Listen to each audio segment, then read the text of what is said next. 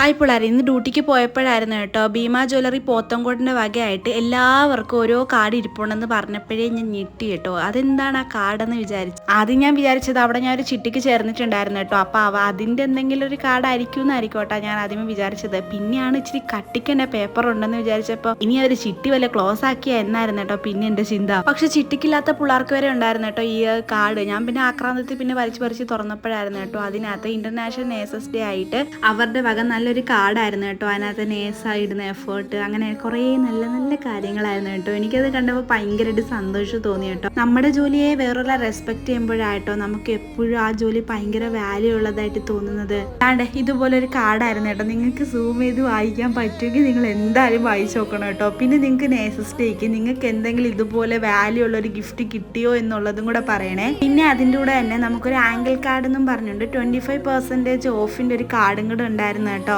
ഞാൻ +2 പഠിക്കുമ്പോഴത്തേക്ക് എനിക്ക് Arabic teacher ആവണമെന്നായിരുന്നു കേട്ടോ ആഗ്രഹം. പിന്നെ എൻ്റെ സാഹചര്യ സമ്മർദ്ദം പോലെ ഞാൻ അങ്ങ് ഫാഷൻ ഡിസൈനറായി അങ്ങ് തീർന്നു. അത് കഴിഞ്ഞപ്പോൾ എനിക്ക് ഫാഷൻ ഡിസൈനിങ് അടുത്തേട്ടാ. പിന്നെ നേഴ്സായാലും എന്താ എന്നെയും കൊണ്ട് പറ്റൂല എന്നൊക്കെ ഒരു ചിന്ത വന്നതൊക്കെ പിന്നെ ഞാൻ നേരെ പോയി നേഴ്സിംഗിൽ ചേർന്നു കേട്ടോ. പക്ഷെ ഞാനിപ്പോൾ ഭയങ്കര അഭിമാനത്തോടെ പറയുന്നത് ഞാനൊരു നേഴ്സാണ് കേട്ടോ. എല്ലാ നേഴ്സന്മാർക്കും belated happy nurses day. Bhima jewellery പോത്തൻകോടിന് ഒരുപാട് നന്ദി കേട്ടോ.